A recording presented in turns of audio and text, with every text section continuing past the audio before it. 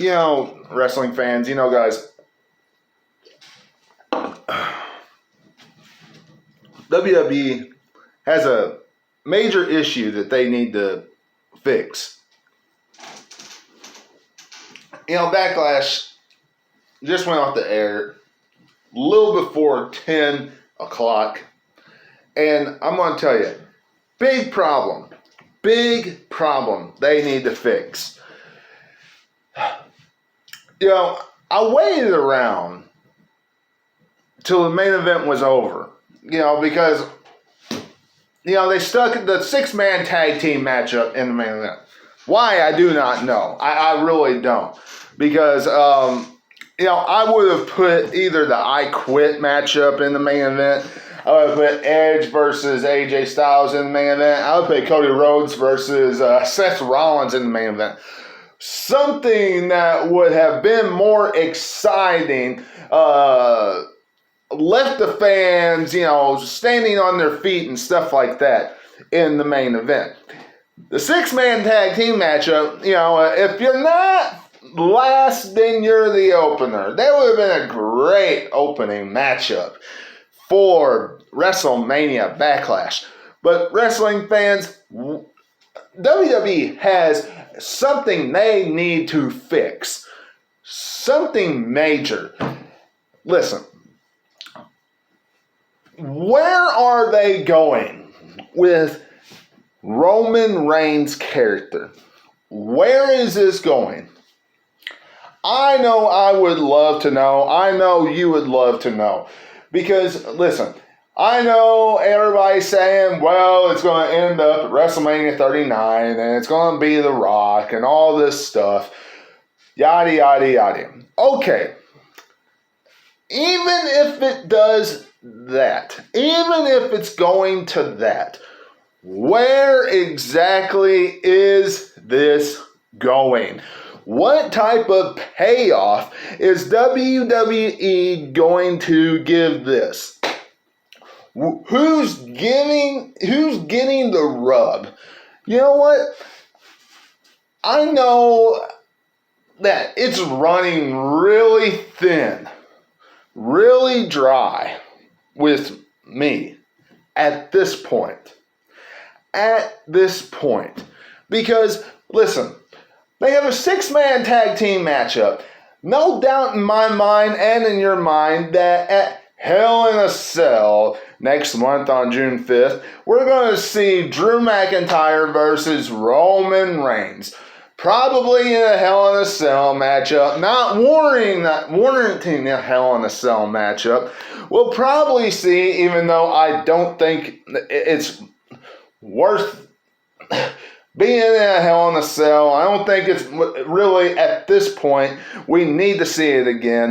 But we'll probably see RK Bro and the Usos facing each other. And the only reason why I think we might see that is because they kept on mentioning it tonight that they wanted to unify the tag team titles before it was ultimately canceled.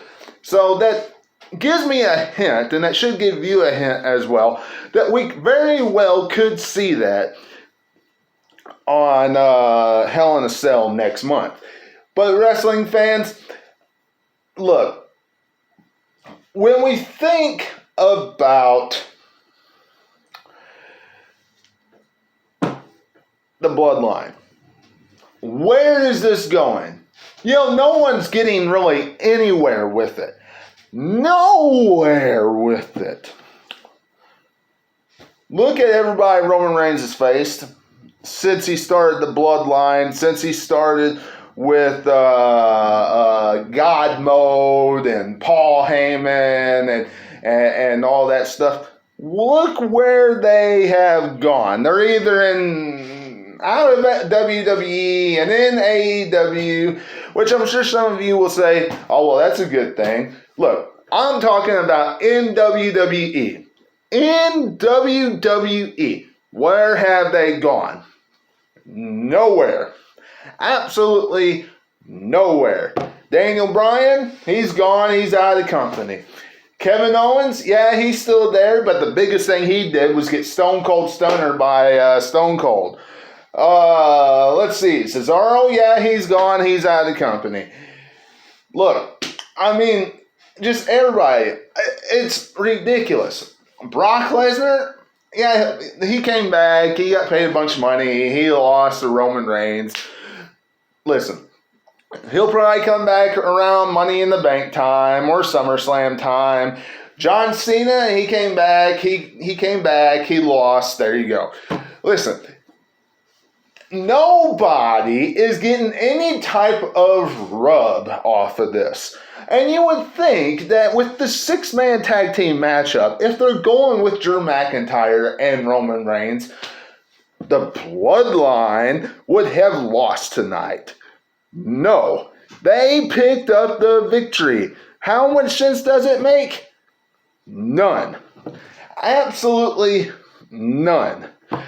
One of the Usos could have lost tonight at WrestleMania BackLash. RK Bro could have, Riddle could have picked up that victory. He could have pinned Jimmy Uso. Randy Orton could have pinned Jey Uso. Something could have happened. Drew McIntyre could have picked up the 1, 2, 3 over one of them.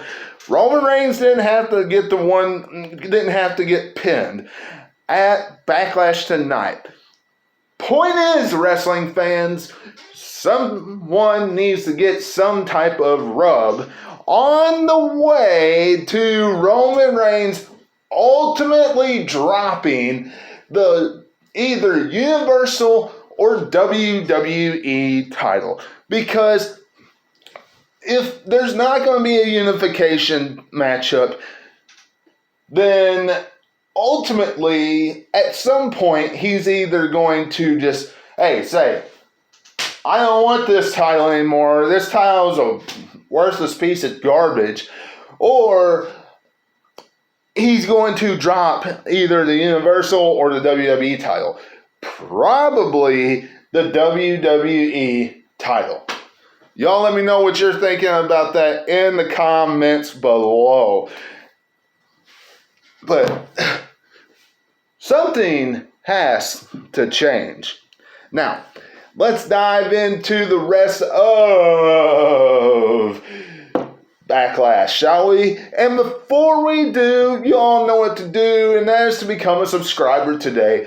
Hit that subscribe button and hit the bell for all notifications.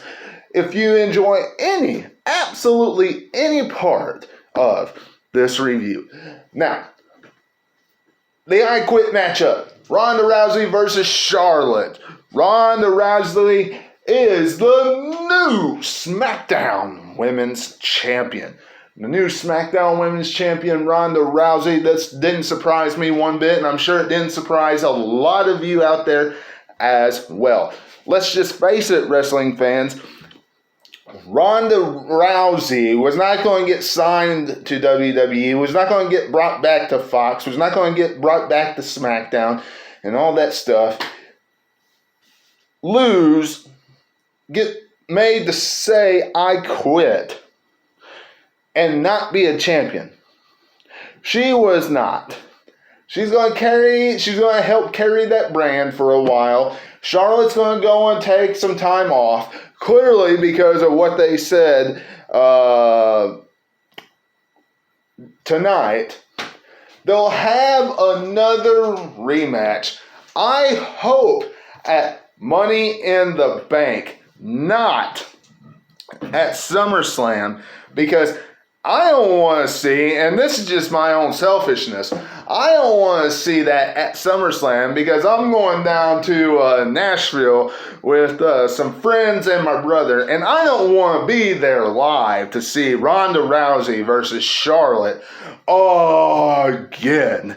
I just don't want to see it. That match is not very entertaining when it's one-on-one in no type of stipulation. It's not.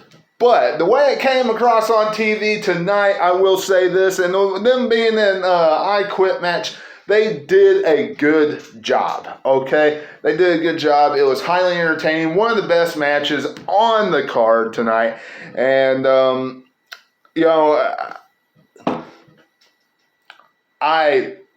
I wouldn't mind seeing it again, but I just hope it's not at an event that I'm there live. I want to see something different. But that's just me, wrestling fans. Let me know what you're thinking about that in the comments below. Ronda Rousey being the new champion on SmackDown. You want to see that, or would you rather see cringeworthy Charlotte retain the gold? Now, Edge defeats AJ Styles tonight, and let me be honest about this, okay? Look, I wish they would put AJ Styles in something where he's not going to lose as much. I mean, I don't like seeing AJ Styles lose every single week. I don't like seeing that garbage. I mean, it's just a drag. I mean, I wish he was in something a little bit more important, even though this is one of the most important storylines on Monday Night Raw right now. But, listen, the biggest thing that came out of this matchup was Rhea Ripley joining Edge, joining Judgment Day. I'm happy at that. This gives a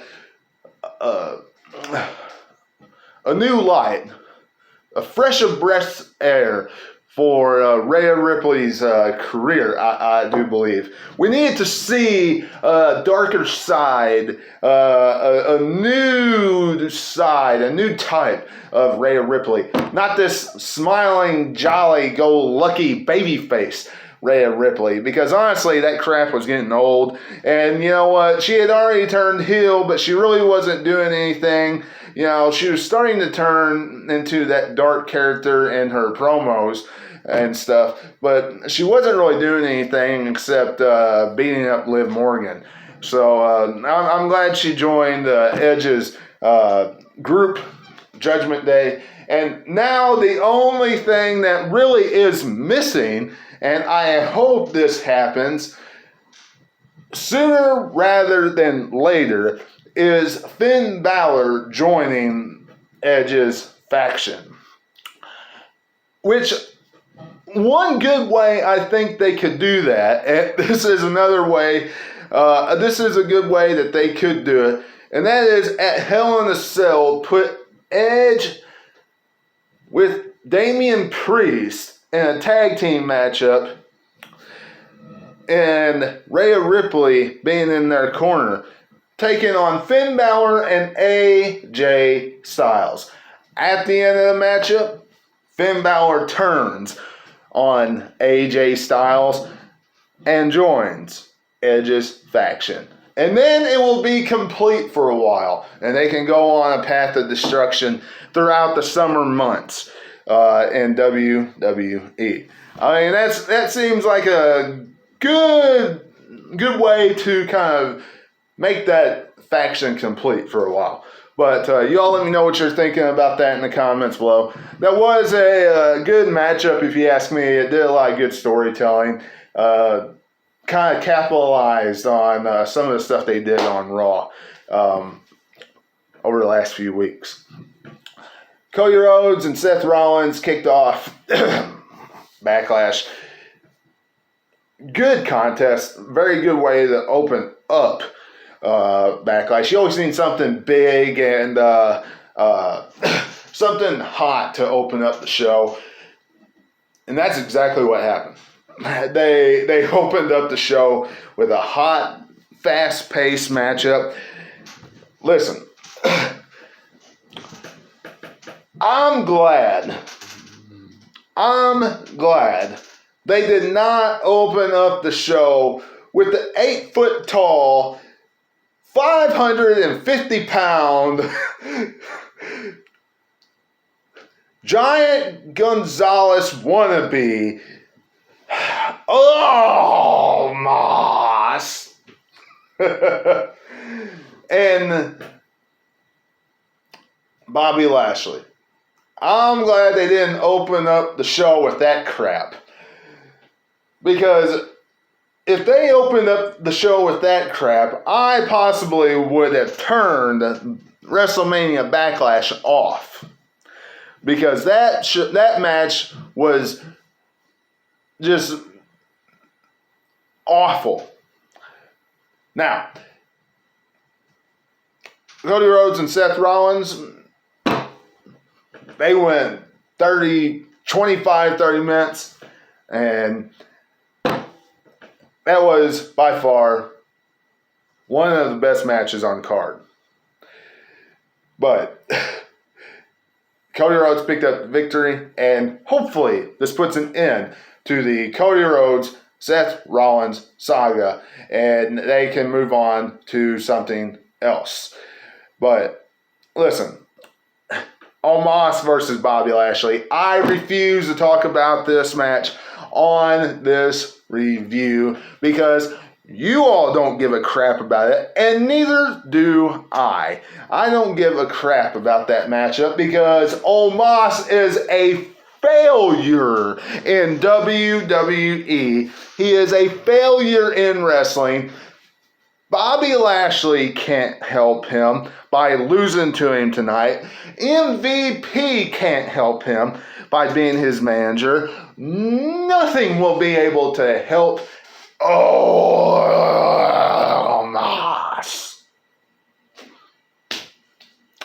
And that's all I have to say about that. And I will continue to say that about Omos as long as I have to see him wrestle in WWE. Please take him off my TV.